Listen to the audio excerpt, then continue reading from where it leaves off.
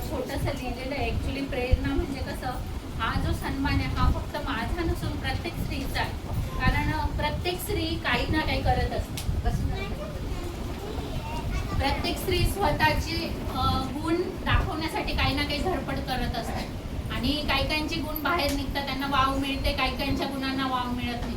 आणि असं पण असतं की काही काहींचे गुण वाव मिळवण्यासाठी त्यांना स्वतःला पुढे पण यावं लागतं.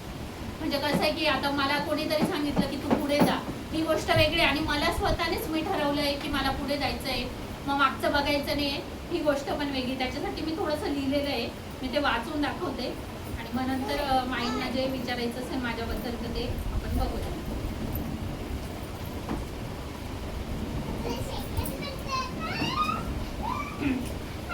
म्हणजे आज जो जागतिक दिनानिमित्त माईंनी वेणूबाई दगडू वाणी यांच्या स्मरणार्थ म्हणजे शशिकला आपल्या माई, तर त्यांनी जो सन्मान दिलाय तो सन्मानाचंच नाव आहे, सन्मान नारीचा, नारी तू नारायणी, परिवारात तूच महाराणी.